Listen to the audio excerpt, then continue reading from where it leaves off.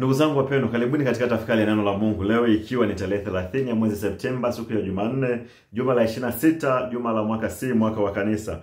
Masomo yetu siku ya leo, somo la kwanza linatoka katika kitabu cha nabii Zekaria sura ya 8 aya ya 20 mpaka aya ya 23, na somo la injili ni injili ya Luka sura ya 9 aya ya 51 mpaka aya ya 56. Nabii Zekaria alianza unabii mwaka wa 520 kabla ya Kristo, akiwa yeye pamoja na nabii Hagai. Wawili hawa wanahitimisha kipindi cha mwisho cha unabii wa Israeli. Ikumbuko ya kwamba mwaka wa 538 mfalme Koreshi, mfalme wa Uajemi, alivunja ngome ya Babeli na akawaruhusu Wayahudi waliokuwa utumwani Babeli kurudi Palestina na kujenga hekalu. Zerubabeli ndiye aliyekuwa kiongozi wa kikundi hicho cha Wayahudi wapatao watu 50,000 ambao aliwaongoza kurudi Palestina. Zerubabeli akiwa pamoja na Yoshua mwana wa Zadoki aliyekuwa kuhani mkuu. Wawili hawa waliongoza kikundi hiki kikubwa cha Wayahudi kurudi Palestina, na miaka miwili baadaye, yani mwaka wa 536, walikwisha kufika Palestina na walikwisha jenga msingi wa hekalu kikamilifu. Katika somo la leo, somo hili limebeba mkusanyiko wa maneno mbalimbali ya Mwenyezi Mungu. Maneno yote yanaeleza heri ya nyakati za Masia.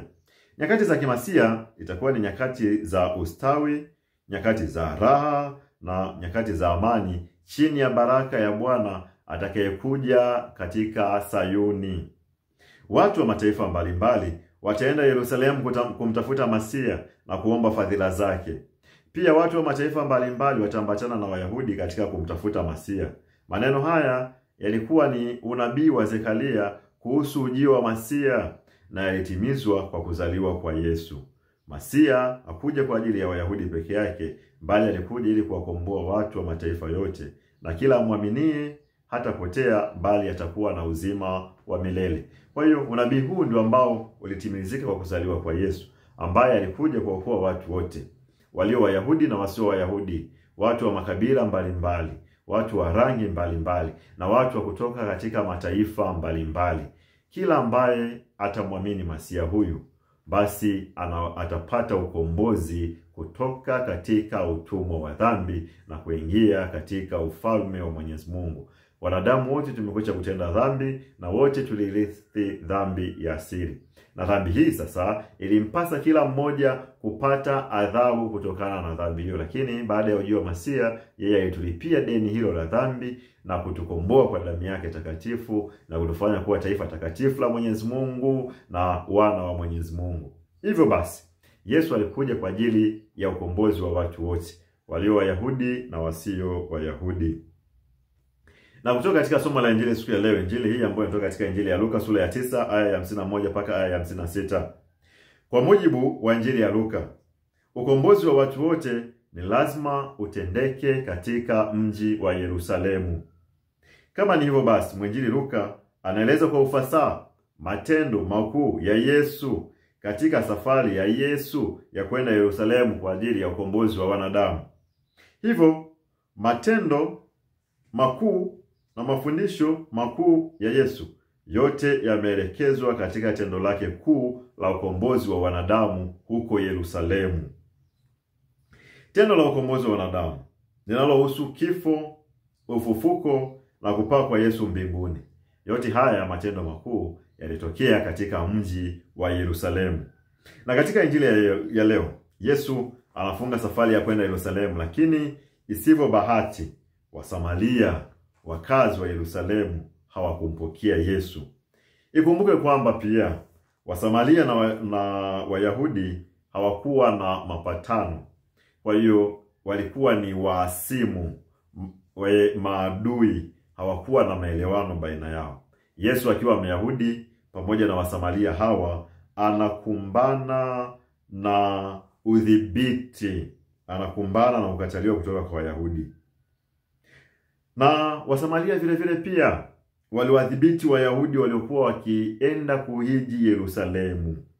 Hivyo baadhi ya Wayahudi walikwepa njia hii ya Samaria ili kuweza kufika Yerusalemu huko hekaluni. Kwa mujibu wa injili ya leo basi, Yesu anapita katika njia hii ambayo iliyokuwa ikikwepwa na Wayahudi ili kukwepa udhibiti na upinzani wa Wasamaria. Na Yesu katika kupita huku katika mji wa Samaria, kitendo hichi sasa kinaibua udhibiti na upinzani mkubwa kutoka kwa Wasamaria, ambapo wanashindwa kumpokea na kumfukuza atoke katika mipaka yao. Kitendo hichi kinaibua ghadhabu mioyoni mwa wanafunzi Yakobo na Yohane, ambao wanamsihi Yesu ashushe moto na kuwateketeza. Lakini yeye anajibu, hakuja kuangamiza bali amekuja kuponya. Sehemu hii ya maandiko matakatifu leo inadhihirisha na kuthibitisha wazi huruma ya Mwenyezi Mungu. Mwenyezi Mungu ni mwingi wa huruma, na huruma hiyo inajidhibitisha katika injili ya leo. Huruma hiyo iko katika kusamehe dhambi, iko pia vile vile katika kuwapatia wanadamu muda kwa ajili ya kufanya toba ya dhambi zao. Tunafahamu ya kwamba mshahara wa dhambi ni mauti, na dhambi ina matokeo mabaya katika maisha ya mwanadamu. Dhambi awali ya yote inaua dhamiri. Ikisha kuua dhamiri, sasa inakutenga wewe kutoka katika kundi la watu na inakuondolea utu na inakufanya kuwa mnyama. Kwa sababu ukishaua dhamiri, hofu ya Mwenyezi Mungu ikisha kuondoka, unaweza ukatenda tendo lolote ovu, baya, bila kuogopa chochote, bila kumwogopa Mungu, na unaweza kuona ni sehemu ya kawaida kabisa ya maisha. Hivyo alikadhalika ndio ambavyo ndo tabia inayojitokeza katika kitendo la kulipa kisasi. Umekosewa, unalipa kisasi. Umetendewa ukatili, unalipa kwa ukatili. Huna hofu tena ya Mwenyezi Mungu. Dhambi imekwisha kuondoa hofu hiyo.